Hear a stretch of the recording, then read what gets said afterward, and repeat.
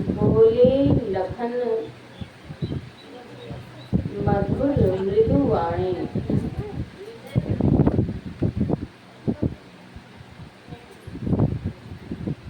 ज्ञान विराग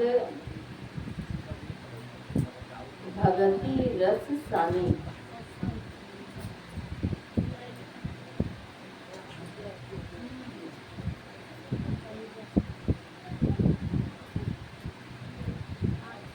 ज्ञान वैराग्य और भक्ति रस से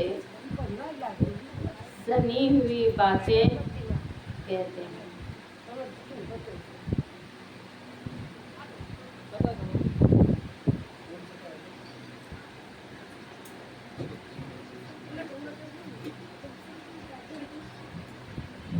भगवान श्री रामचंद्र जी महाराज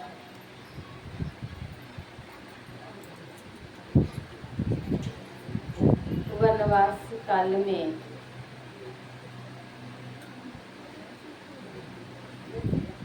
पत्ते की सैया पर सोए हुए हैं। पत्ते की सैया पर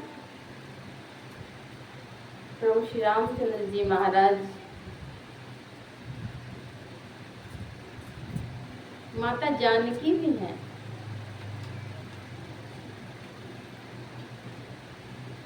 पत्ते की सैया को देखकर वो निषाद के मन में विषाद हुआ।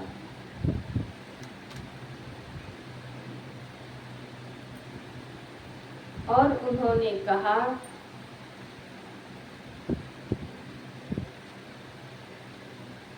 कि ऐसा नहीं करना चाहिए।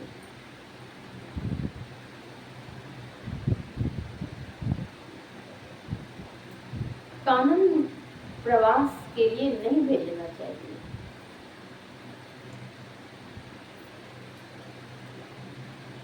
कैकेयी माँ ने अच्छा नहीं किया। इसी बात पर ज्ञान वैराग्य और भक्ति रस से सनी हुई मृदुल वाणी में बोले थे।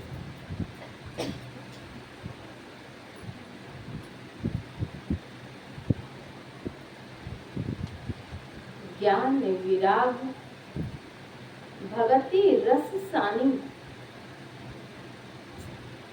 रस तो कई प्रकार के होते हैं।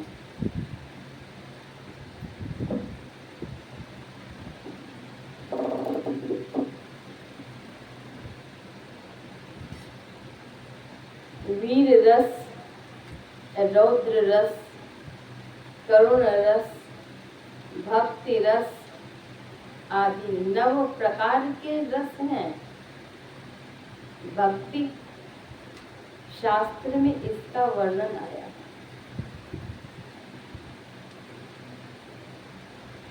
और एक वात्सल्य रस भी है।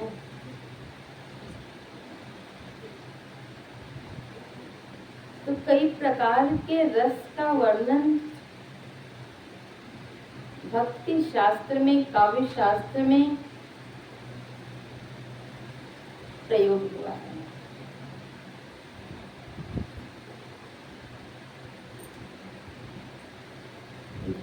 गन्ने का रस, सेब का रस, अनार का रस, कई प्रकार के रस हैं। लेकिन यहाँ पर कौन से रस की बात हो रही है? कौन सी रस है? वह रस है भक्ति रस, भगति रस सानी। भगति रस में सनी हुई बातें बोलते हैं। ज्ञान विराग भगति रस सानी।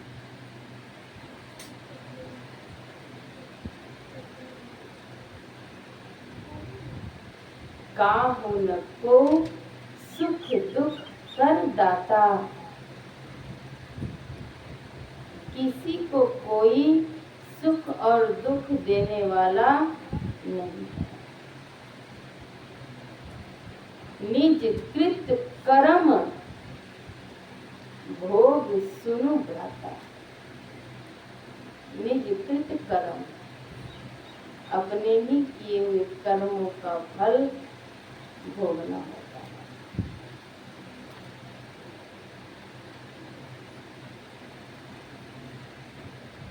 ज्ञान, ज्ञान का अर्थ यहाँ सद ज्ञान से है, सच्चा ज्ञान, सद ज्ञान। वैराग्य, ज्ञान विराग, विराग का अर्थ वैराग्य। विशेष राग भी कह सकते हैं। विशेष राग किनसे? परमात्मा से। परमात्मा से अनुराग।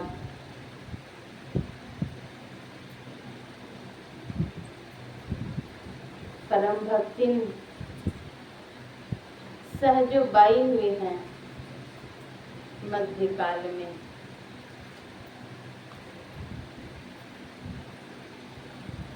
जब इनकी कुछ अवस्था बढ़ी,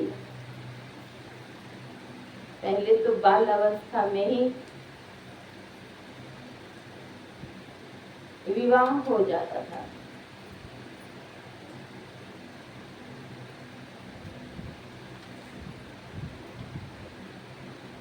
परम भक्ति सहजोबाई की शादी होने वाली थी। सखियों सहेलियों के द्वारा माथे के जूड़े बांधे जा रहे थे, उन्हें सजाया संवारा जा रहा था।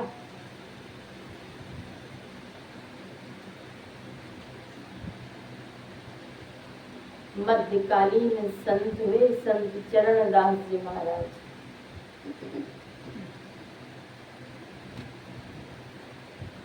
उन्होंने उनके पूर्व संस्कार को देखा।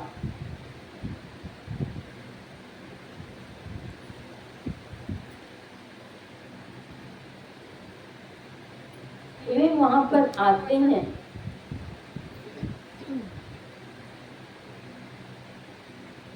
और कहते हैं चलना है रहना नहीं, चलना विश्व विश, सहजो तनिक सुहाग पे,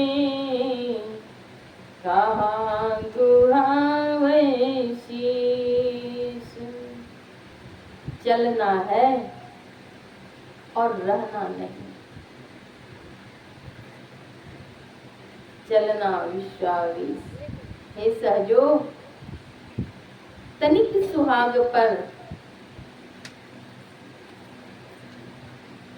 तनिक सुहाग के लिए क्या कर रही हो शीश? गुथवा रही हो, बाल गुथवा रही हो, क्या कर रही हो? सूखी हुई दिया सलाई पर जहाँ मसाला रहता है, वहाँ पर काठी घिसने से भक्त से जल उठता है।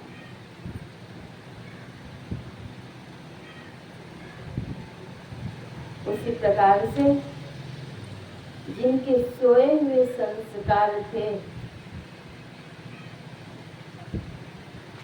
गुरु कृपा से उनके भाग्य जग गए।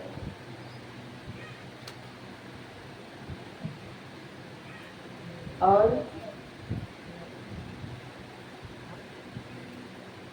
उन्हें विरक्ति हुई, वैराग्य हुआ। वे सब कुछ छोड़ छाड़ करके निकल गए। कहाँ? निकली, अपने गुरु के पीछे पीछे चल दी। न जाने उस काल में लोगों ने क्या क्या कहा होगा, क्या क्या सोचा होगा, लेकिन वे निकल गए। भक्ति की और पूर्णत्व की प्राप्ति भी की। एक बार की बात है, एक माँ अपने पुत्र के विवाह के लिए उत्सुक थे। विवाह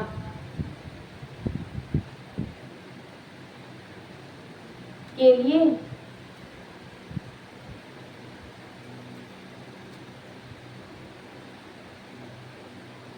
लड़की भी देख रही थी। पुत्र ने जाना, पुत्र ने कहा, माँ तुम ये क्या कर रही हो, मुझे विवाह नहीं करना है। माँ ने कहा,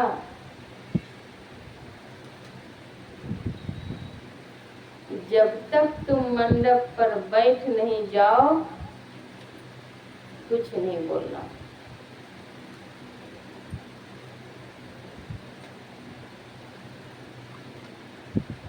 माँ के आदेश पर वे चुप हो गए।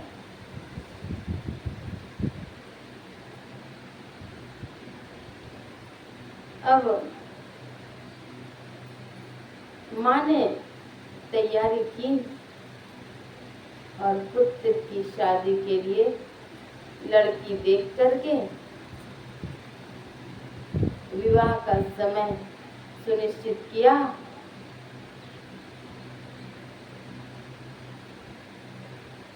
अपने पुत्र को मंडप पर बिठाई।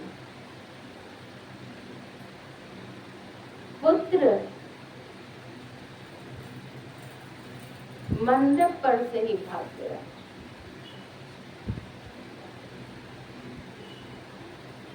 अब माँ की हालत खराब हो गई, यह सोच करके कि मेरा पुत्र मंडप से उठकर चला गया, भाग गया, समाज के लोग क्या कहेंगे।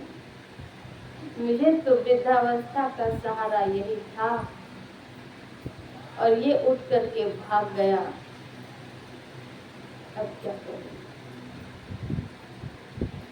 माँ रोती रही, रोती रही, रोती रही, रोते रोते रोते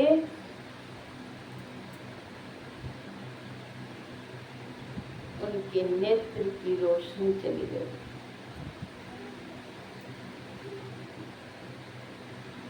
और इधर पुत्र अपनी साधना में लग जाते हैं, वे साधना करने लगते हैं।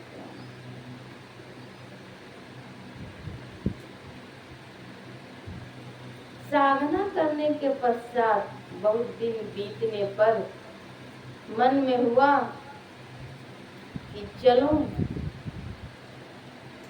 माँ को देखता हूँ। और माँ तो रोती रोती अंधी हो चुकी थी, उन्हें कुछ भी दिखता नहीं था। अब पुत्र आया माँ के समक्ष, माँ तो देख ही नहीं रही है, कैसे समझेंगी। स्थिति बहुत लाचार की है, अस्त व्यस्त हालत है। पुत्र ने कहा, माँ तुम्हारी ऐसी हालत कैसे है, नेत्र की ज्योति कैसे चली गई, दिखता नहीं है। कहा तुम कौन हो, मुझे बताओ, मुझे दिखता तो नहीं है। तब उन्होंने कहा, माँ मैं हूँ। तो माँ कहती है, क्या तुम शंकर हो। पुत्र ने कहा, जी माँ मैं शंकर हूँ। माँ ने आवाज को परखा और कहा, बेटा तुम इतने दिनों से कहाँ चले गए? रोती रही मैं, रोती हुई मेरे नेत्र की ज्योति चली गई। बेटा तुम कहाँ चले गए? कहा, माँ अब तो मैं आपके सामने आया। आँख की रोशनी चली गई। बस पुत्र ने क्या किया कि हाथ खोल उनकी आँख से, माँ की आँख से स्पर्श करा दिया। दोनों आँखों से जैसे स्पर्श कराया वैसे ही नेत्र में प्रकाश हो गया।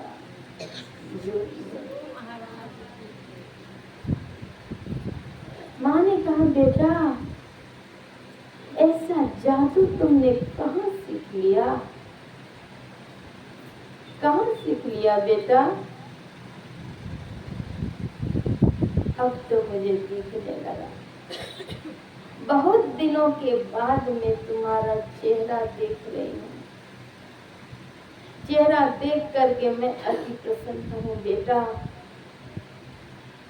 उनके मन में हुआ, माँ के मन में, कि उस समय तो भाग गया था, शादी नहीं की, तो कहा अब कहीं मन हो गया होगा तो फिर से कहती हैं, बेटा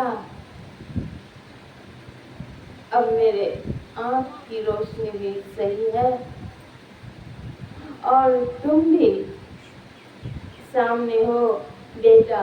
अब मैं फिर से तुम्हारी शादी लगाती हूँ, तुम इस बार शादी कर लेना, इनकार नहीं करना।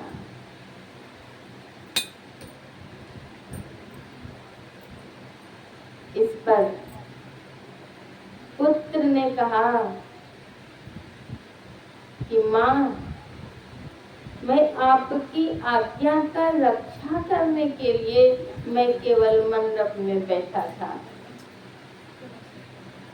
मन तो मेरा तभी भी नहीं था, अभी भी नहीं है। उन्होंने शादी नहीं की, संसार के चक्र में नहीं फंसे।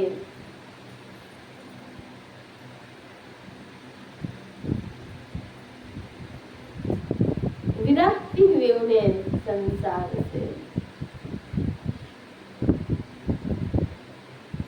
बैठ जाइए सत्संग में।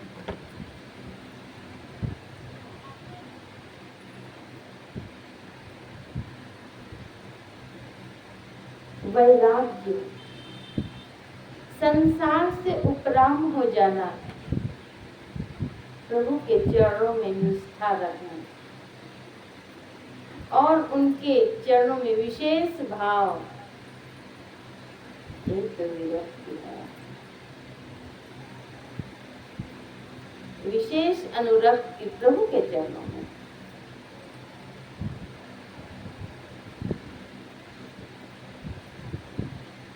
जब वैराग्य की ज्वाला अंतःकरण में धधकती है तो संसार की सारी वस्तुएं फीकी लगती है। अगर संसार की वस्तुओं के लिए आकर्षण है तो समझिए उन्हें विरक्ति नहीं हुई है।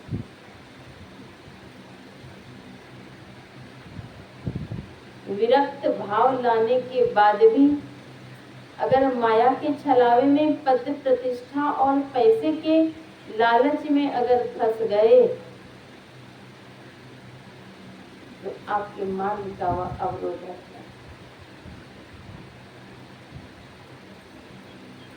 परम भक्त मीराबाई को अपने इष्ट देव के पावन चरणों में गहरा अनुराग हुआ। परिजनों ने विष का प्याला भेजा। नंगी तलवार से प्रहार करने के लिए भी टूटे। विषधर को भेजा,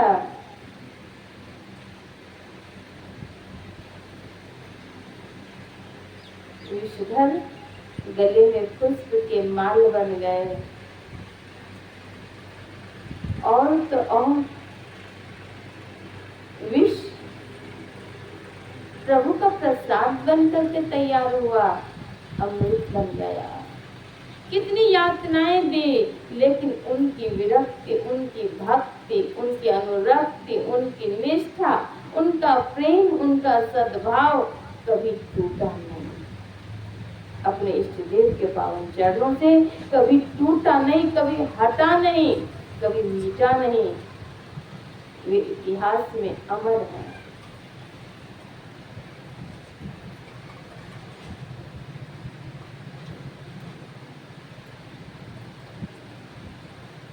ज्ञान विराग भगति रस सानी,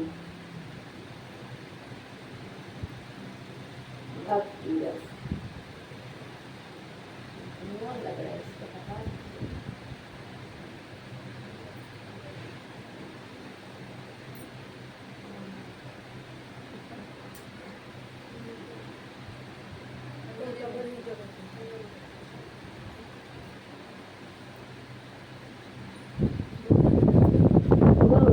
चरण में प्रीति हो, युग काल क्या करे।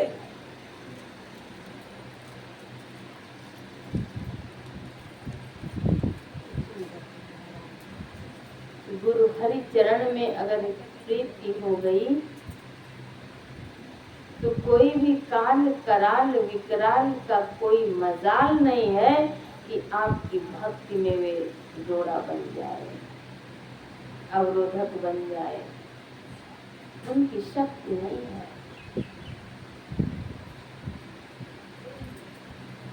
जब विरक्ति होती है, प्रभु में अनुरक्ति होती है, तो संसार इतना फीका लगता है कि दिन नहीं चैन रैन नहीं निंदिया, तलक तलक के बोल दिया।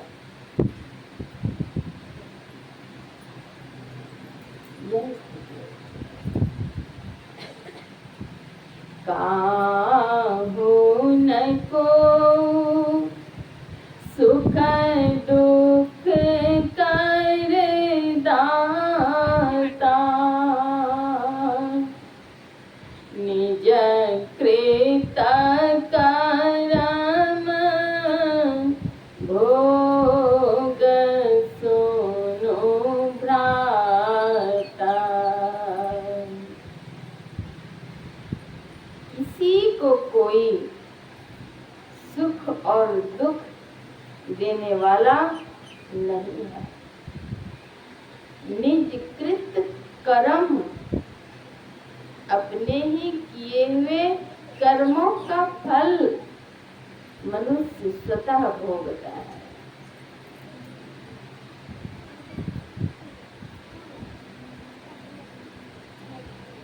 अपने ही विचारों का फल मनुष्य भोगता है। भगवान बुद्ध ने कहा,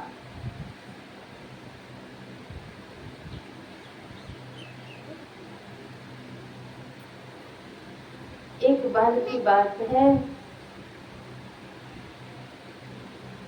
राजा युधिष्ठिर को राजसूय यज्ञ करना था।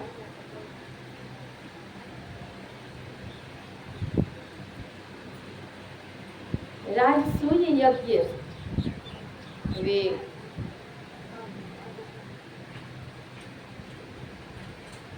करते। राजसूय यज्ञ करने के उपरांत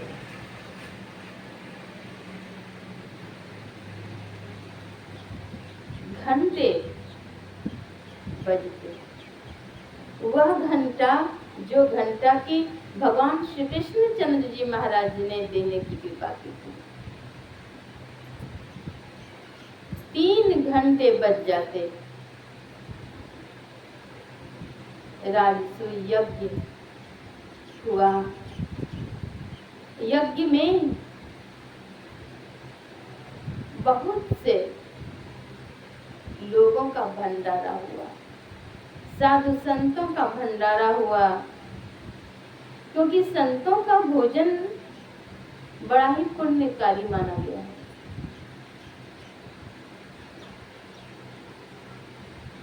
उस भंडारे में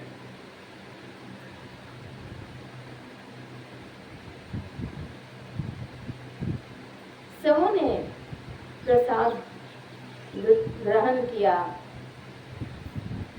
तृप्त हुए।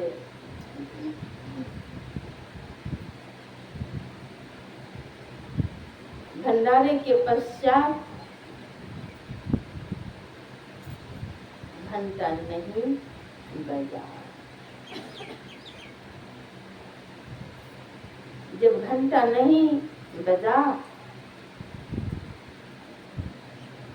तो खोज हुई कि किन्हीं भक्त का प्रसाद पाना, किन्हीं संत का प्रसाद पाना रुका हुआ है,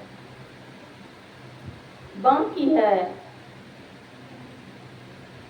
खोज की गई। खोज के पश्चात मालूम हुआ कि स्वपच मुनि का भंडारा नहीं हुआ है।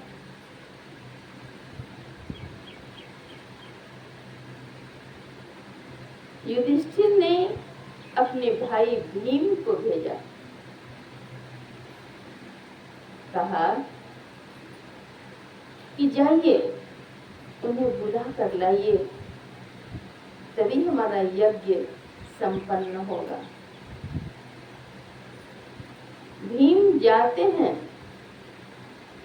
उन्हें अपने बल का घमंड था।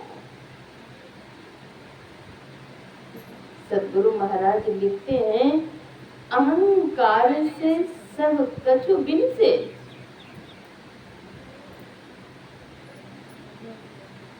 उन्हें अपने बल का घमंड था। जाते हैं और कहते हैं कि हमारे यहाँ यज्ञ हो रहा है, आप चलिए उसमें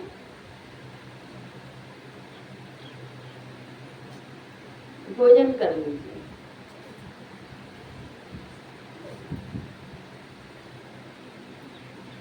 बोली में बहुत बड़ी शक्ति है, वाणी में। बोली एक अमोल है, जो कोई जाने बोली, ये तराजू तौल के तब मुख बाहर खोली। हृदय रूपी तराजू पर पहले तौलिए और तब फिर बोलिए। ये तराजू तौल के तब मुख बाहर खोल। लेकिन उन्हें तो अहम था, अटपटा ढंग से बोलते हैं भोजन करने के लिए। तो साधु संत किसी का गुलाम नहीं होते। उन्हें कोई धमका करके, चमका करके, शासन करके तब उन्हें वे भोजन कराएंगे। वे गुलाम नहीं होते, वे ईश्वर के गुलाम होते, सद्गुरु के गुलाम होते। सद्गुरु के चरणों में उनका सर्वस्व न्यौछावर होता है।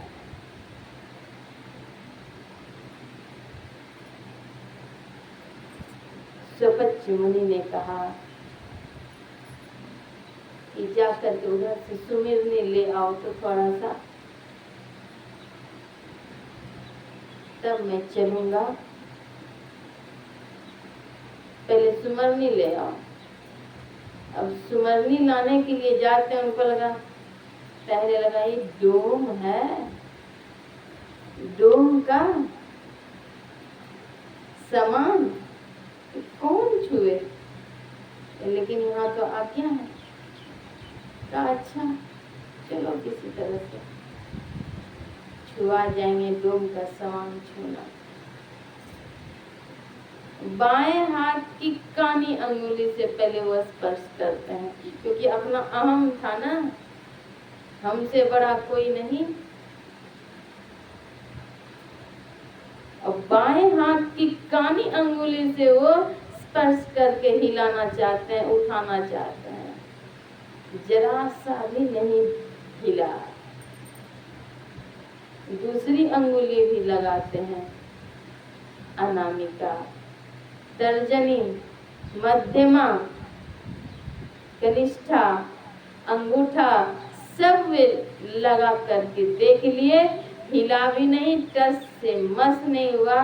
कहा कि अब क्या करना, छोड़ो, छोड़ छाड़ करके चले आते हैं। कहते हैं नहीं आए, कौन जाता है उनको बुलाने के लिए। पहले तो सुपच मुनि ने कहा कि तुम लोगों का अन्न कौन खाएगा, हम लोग नहीं खाएंगे। क्यों? दूषित अन्न होता है। कहां कहां से अन्न आता है, दूषित अन्न होता है। कहा मेरे अन्न को दूषित अन्न कहता है। फिर तो सुमिरनी लाने भी कह दिए, जाओ कौन बुलाता है, चल दिए वापस। जा करते कहते हैं भैया वो नहीं आएंगे, वो नहीं आएंगे।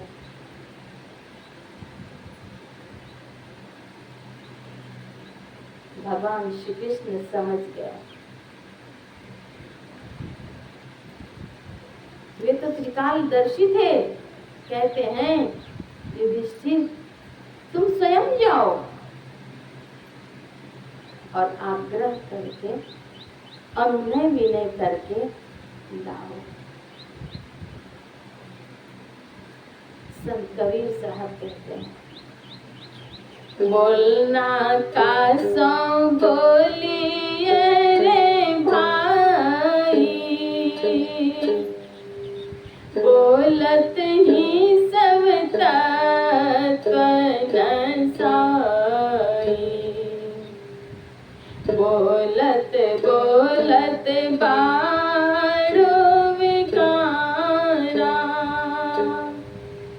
सो बोले जो पढ़े विचारा, मिलहि संत वचन दुई कहिए, मिलहि असंत मौन होए रहिए, पंडित सौ बोलिए हितकारी, मूरख सौ रहिए झक मारी, कहानी कबीर अर्घ घट डूने, पूरा होए विचार बोले। पूरी तरह से विचार करके तब बोलना चाहिए, लेकिन विचार करने की भी क्षमता हो तब तो। अगर अहंकार में लबालब रहेंगे कि हमसे बड़ा कोई नहीं, मेरे भीतर बहुत बड़ी शक्ति है,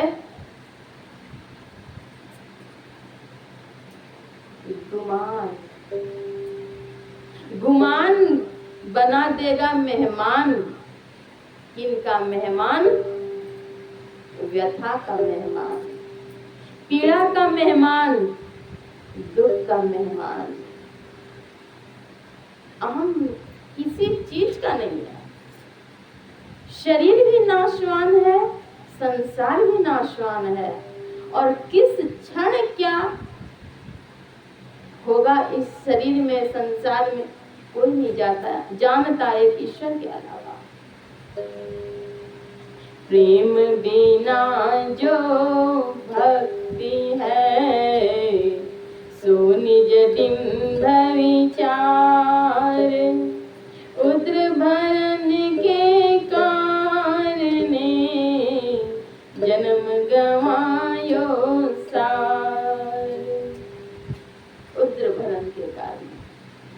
किस तरह से बोलना चाहिए? सदगुरु महर्षि में परमहंस जी महाराज कहते हैं, सत्य सुहाता वचन कहिए, चोरी तज दीजै। सत्य बोलिए और सुहाने वाली वाणी बोलिए। कोई अंधा है, उसको अगर कहेंगे ए अंधा इधर सुनो, कहाँ गया था? और उन्हीं को कहेंगे हे सूरदास भाई थोड़ा इधर से चलिए, उधर गड्ढा है। तो दोनों तो वही शब्द हैं। नेत्रहीन को ही कह रहे हैं अंधा और सूरदास भी कह रहे हैं, लेकिन दोनों के बोलने में फर्क है। बोल कैसे है? आटा वही है, घी वही है, चीनी वही है, अग्नि और जल भी है, लेकिन बनाने के तरीके आपके अगर अच्छे हैं तो वह सुंदर सुस्वादु हलवा बन जाएगा। तरीके होने चाहिए। अहंकार से सब कछु बिन से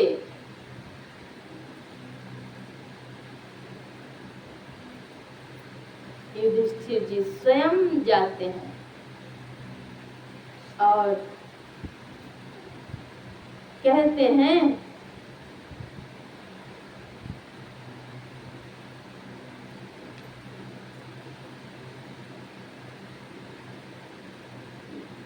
निवेदन स्वरूप कहते हैं,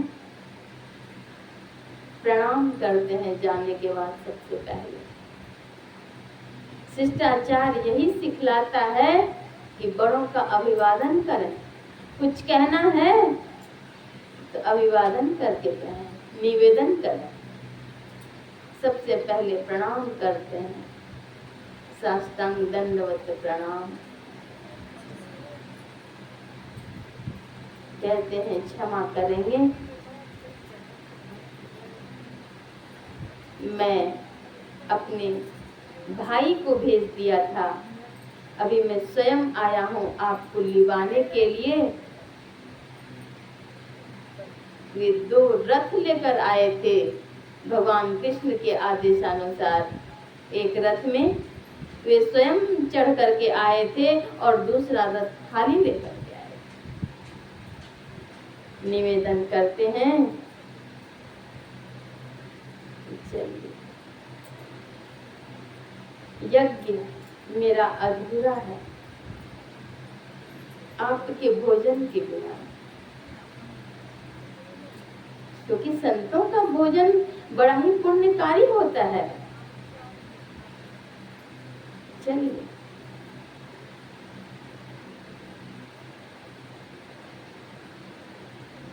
सुपच मुनि ने कहा, राजा के यहाँ का अन्न कैसा कैसा होता है, दूषित होता है। इस पर युधिष्ठिर जी महाराज ने कहा, महात्मा आप जैसे संत अगर उस अन्न को ग्रहण नहीं करेंगे तो अन्न भी पावन कैसे होगा।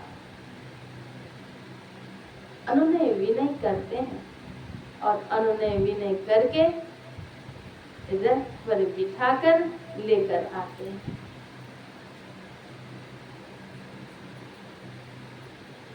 लेकर आते हैं और इधर द्रौपदी जी ने विविध प्रकार के व्यंजन बना करके रखी थी। 56 प्रकार के व्यंजन का भोग उन्होंने परोसा और खाने के लिए, ग्रहण करने के लिए।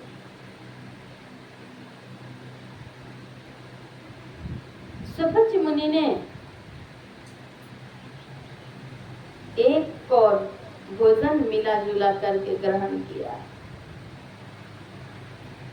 जैसे ही एक कौर उन्होंने भोजन ग्रहण किया, 1 घंटा बजा।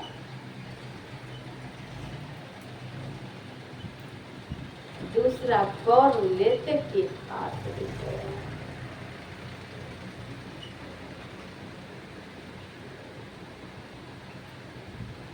राजा युधिष्ठिर ने कहा, महाराज लीजिए ना भोजन। फिर रोक दिए, रुक गया।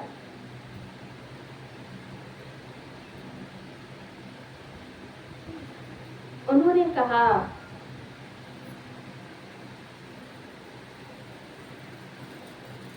कि अब जो भोजन होगा वह डोम का भोजन होगा।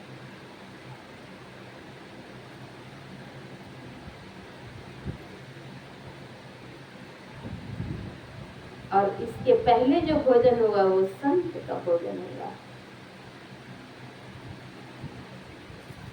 वे अचंभित रह गया, कहे, आपको डोम किसने कहा? तुरंत ही कह दिए कि जाकर द्रौपदी जी से पूछ लीजिए।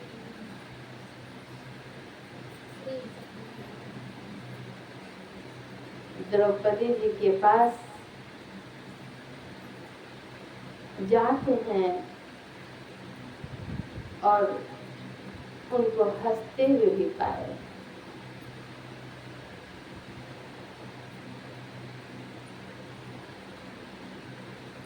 कहते हैं, तुम्हारे हंसने का क्या कारण है, बताओ। कहने, कुछ नहीं। संभ्रांत परिवार की महिला के हंसने और रोने का भी कुछ कारण होता है, यूं ही नहीं हंसते। संभ्रांत परिवार के लोगों की बात है। और नहीं तो ऐसे मनमौजी जब हंसा जब रोया, जब कुछ कहा कब किया नहीं किया, कोई ठिकाना नहीं, कोई संयम नहीं। लेकिन संभ्रांत परिवार के लोगों में ऐसी बात होती है।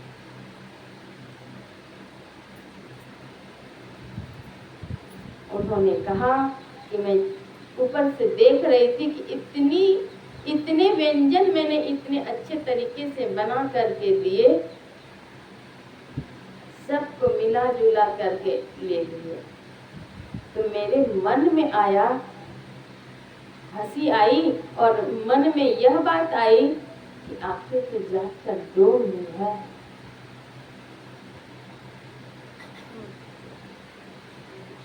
खाने भी नहीं आया, मिला जुला के खा लिया। इधर सपच मुनि नहीं भोजन कर रहे, रुके रहे।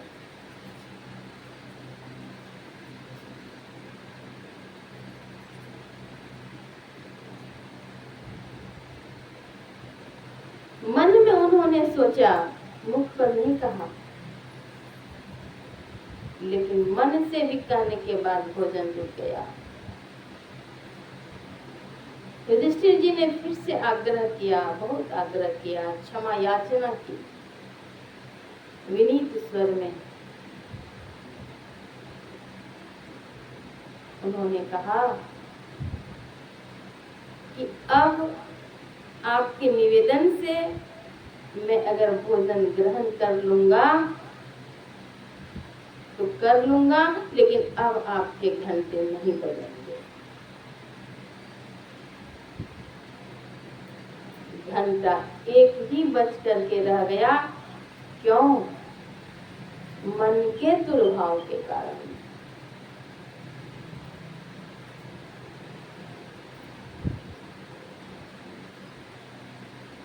किस तरह से बोलना चाहिए तो बोले, लखन मधुर मृदु बानी आया यहाँ पे। और क्या, किस तरह की वाणी? तो ज्ञान विराग और भक्ति रस से सनी हुई वाणी, ऐसा बोलना चाहिए। एक बार की बात है, आप लोगों ने नाम सुना होगा श्रवण कुमार का। वे मातृ पितृ भक्त थे। एक बार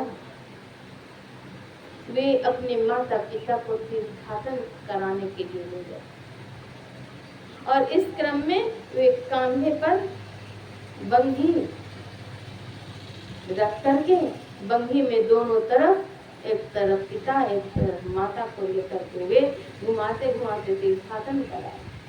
इसी क्रम में एक जगह रुक गए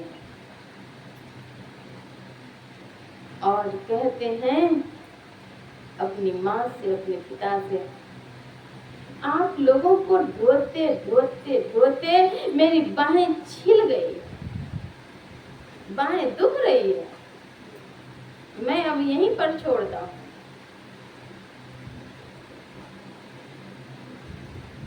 मृदुल वाणी में माता पिता ने कहा, बेटा ये कौन सी जगह है?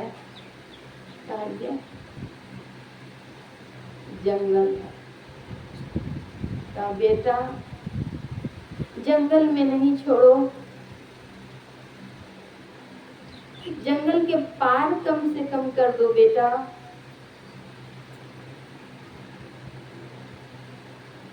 क्योंकि पास में अगर गांव रहेगा तो कोई पानी भी दे देंगे, नहीं तो बेटा हम लोग तड़पते रह जाएंगे।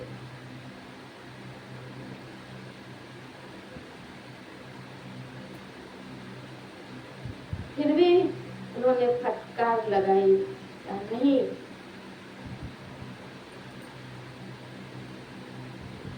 बाहें मेरी दुख गई है।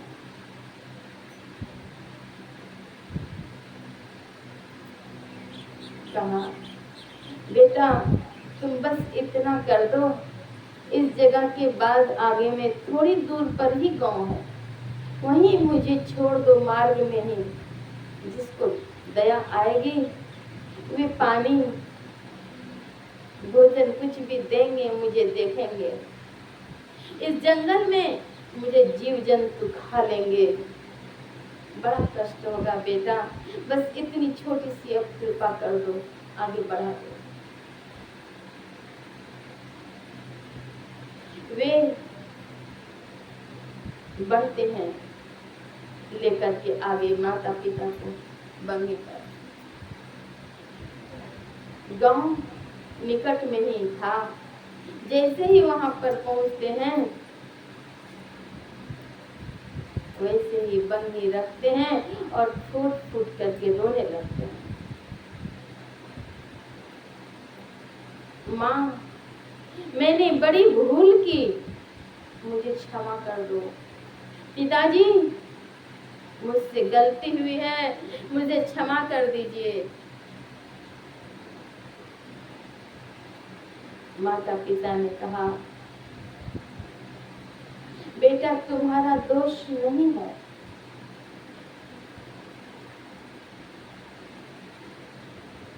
तुम्हारा दोष नहीं है, तुम जिस जगह पर थे उस जगह पर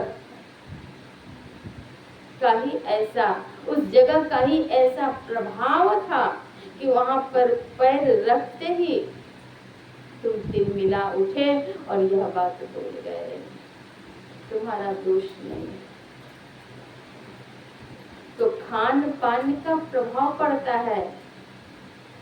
जिस जगह पर अगर कोई हत्या हुई हो, मार काट हुई हो, उस जगह का प्रभाव पड़ता है।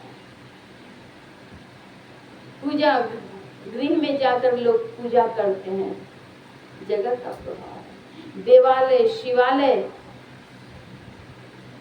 का प्रभाव पड़ता है। वाचनालय पुस्तकालय विद्यालय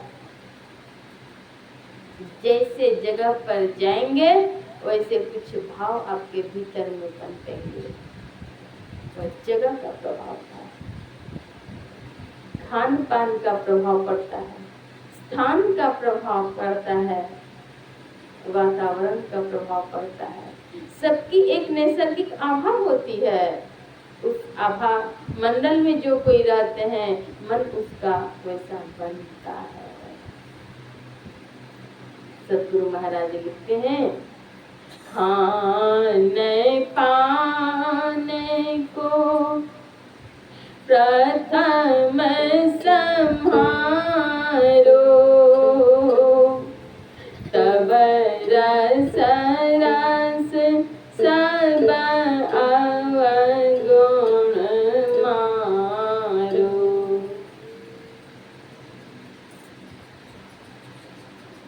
खान पान को सबसे पहले सुधारिए, खान पान को प्रथम समारो, तब रस रस धीरे धीरे सभी अवगुणों का भी परित्याग कीजिए।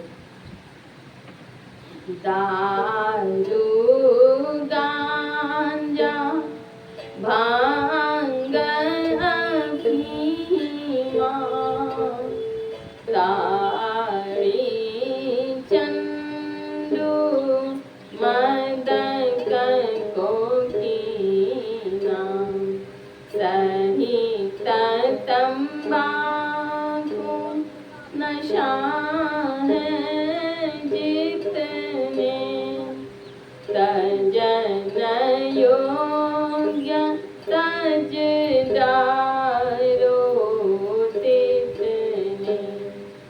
सद्गुरु महर्षि महिप्रमंसी महाराज ने सभी लोगों के लिए यह संदेश दिए, मानव मात्र के लिए यह संदेश दिए, सुनिए सकल जगत के वासी, यह जग नश्वर सकल विनाशी।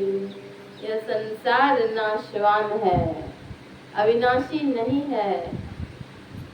संसार में क्या ग्राह्य है क्या त्याज्य है इसको समझिए और तदनुकूल आचरण कीजिए। दुष्ट भी शिष्ट बन जाते हैं सत्संग को पाकर के, लेकिन सत्संग के बीच में रह कर के भी अगर मन को सत्संग में नहीं बिठाए तो मन में रंग नहीं चढ़ेगा। मन तो रमे संसार में तन साधुन के संग, तुलसिया ही वियोग ते नहीं लागा हरि रंग।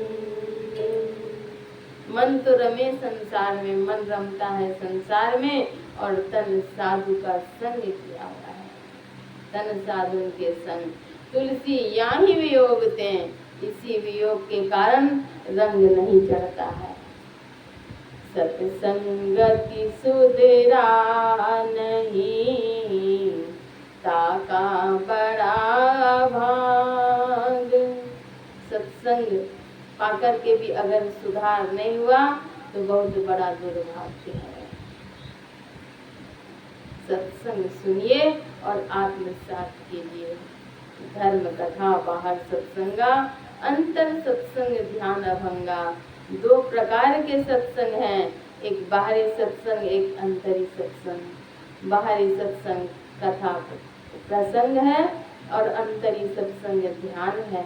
मानस जप, मानस ध्यान, बिंदु ध्यान और नाद ध्यान, इन साधना चतुष्टय को करेंगे तो निश्चय ही परम लाभ होगा, मुक्ति की प्राप्ति होगी, कर्म के बंधन से मुक्त हो जाएंगे। यदि शैल समम पापम विस्तीर्णम बहुयोजनम विद्यते ध्यान योगेन नान्यो भेदः कदाचन। यदि पहाड़ के समान भी कई योजन तक फैला हुआ पाप हो तो वह एकमात्र ध्यान योग से नष्ट हो जाता है। पिंडपातेन या मुक्तिः सा मुक्तिर्न तु मन्यते। इस शरीर के दो भाग हैं, एक आँख के नीचे और एक आँख के ऊपर। आँख के नीचे का भाग पिंड, आँख के ऊपर का भाग ब्रह्मांड है। पिंड को छोड़कर ब्रह्मांड में चले जाएंगे तब असली सुख में प्रतिष्ठित हो सकेंगे। लोग कहेंगे कि श्राद्ध कर्म के उपरांत अथवा किसी के मरणोपरांत जाकर गया जी में पिंड दान कर देंगे तो मुक्ति मिल जाएगी। ऐसा नहीं होता है कि आपको असली मुक्ति उससे मिल जाएगी। पिंड दान, पिंड मतलब होता है शरीर। शरीर, ये पिंड आँख के नीचे का भाग है पिंड, इसको दान करेंगे तो इसको दान कैसे करेंगे? इसको काट करके दान करने की बात नहीं है। शरीर रहते हुए इसको छोड़ करके ब्रह्मांड में प्रतिष्ठित हो जाएंगे तब आपको असली मुक्ति मिलेगी। कैवल्य के भी पार में जाएंगे और प्रभु के चरणों में सदा के लिए लीन हो सकते हैं।